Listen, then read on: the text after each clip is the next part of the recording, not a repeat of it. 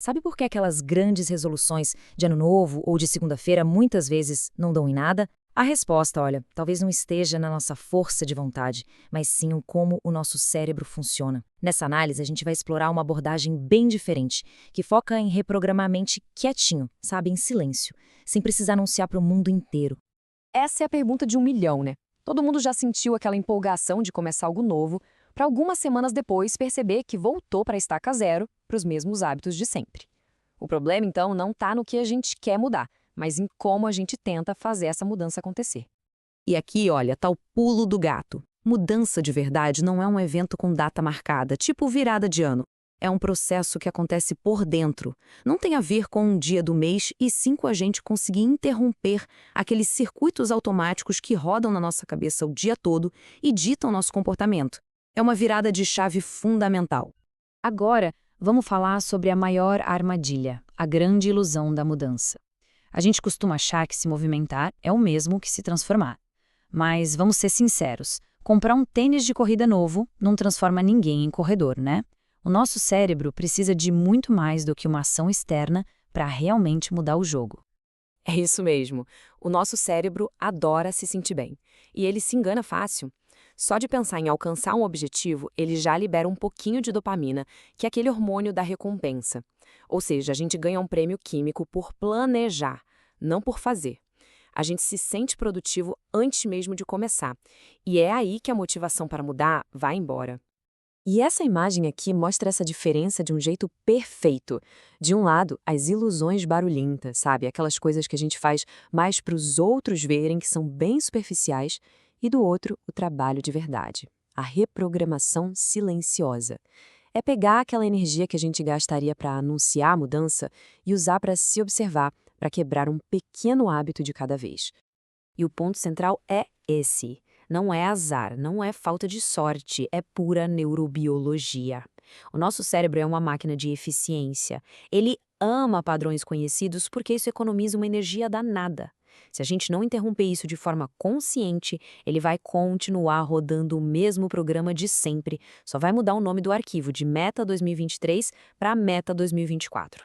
Ok, então a gente já entendeu o problema. Agora, como é que a gente trabalha a favor do cérebro e não contra ele? Essa parte aqui foca exatamente nisso, nas mudanças de mentalidade que precisam acontecer antes mesmo de qualquer ação. Olha que interessante, o cérebro não sabe lidar muito bem com o futuro distante. Uma promessa para daqui a um ano parece uma coisa abstrata, sabe? Longe demais. Mas quando a gente fala em 30 dias, a história muda. É um prazo concreto que gera um senso de urgência e ativa o gatilho da ação. A gente troca uma fantasia por uma responsabilidade que está logo ali. Isso nos leva a uma pergunta muito, mas muito mais poderosa.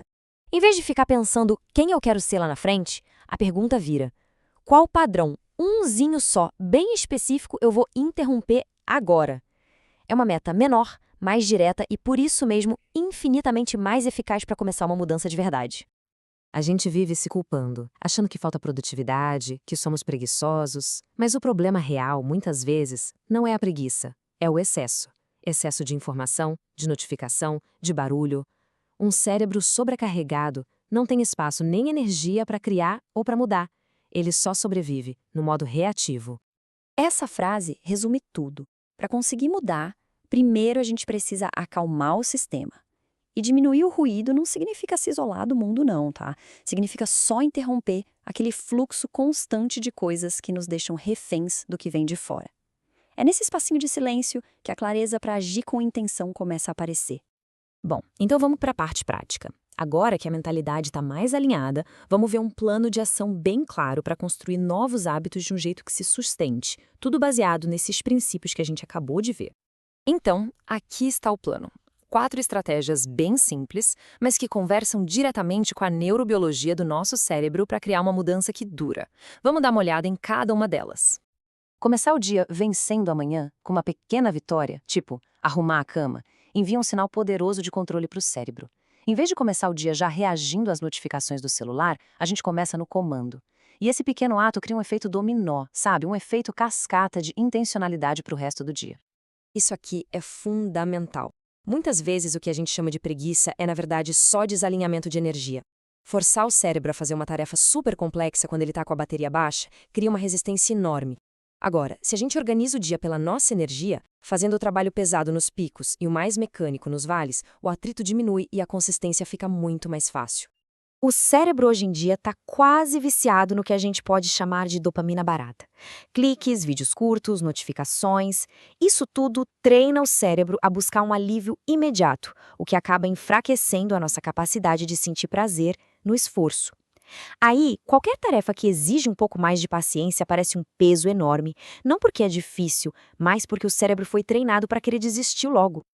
O nosso cérebro segue o que ele vê. O que está no nosso campo de visão é o que ganha prioridade. Então, para ler mais, o livro tem que estar ali, visível. Para usar menos o celular, ele tem que estar fora do alcance. O ambiente onde a gente vive e trabalha não é só um cenário de fundo, não. Ele é um copiloto do nosso comportamento. Sem uma pausa para analisar, o cérebro não aprende. Ele só continua repetindo no piloto automático. Uma revisão semanal, curta e honesta. O que funcionou? O que sugou minha energia? Ativa as partes do cérebro que cuidam do aprendizado e da autorregulação. É a gente saindo do modo reativo e entrando no modo estratégico. E todos esses pequenos passos, somados, levam a gente para um lugar muito mais profundo. A gente não está falando só de mudar hábitos, a gente está falando de construir uma nova identidade, tijolinho por tijolinho, de forma silenciosa. Pensa só, toda vez que a gente promete algo para si mesmo e não cumpre, o cérebro registra: essa palavra não vale muito. Mas o contrário também é verdade. Cada pequena promessa cumprida, ir dormir na hora, fazer aquela pausa, vai reconstruindo a nossa autoconfiança. É o respeito próprio na prática. E esse é o ponto central de toda essa nossa análise. A gente não é o que a gente diz que vai fazer. A gente é o que a gente faz, repetidamente. O cérebro observa as nossas ações, não as nossas intenções. A nossa identidade, no fim das contas, é o resultado solidificado dos nossos comportamentos mais consistentes. Bom, estamos chegando no final. Vamos juntar tudo isso numa última chamada para ação, focando no poder daquele primeiro passo, pequeno e principalmente silencioso. Que pensamento poderoso para guiar a gente, né? A mudança mais profunda acontece longe dos aplausos, longe dos olhos dos outros.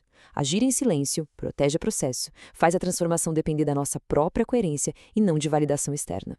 E a gente termina com essa pergunta. Não amanhã, não semana que vem. Hoje. Não precisa ser algo grandioso. Pelo contrário, precisa ser algo possível, algo que dê para executar. Qual é a única ação silenciosa que pode ser o comecinho de um novo padrão? A resposta não precisa ser dita em voz alta, ela só precisa ser feita.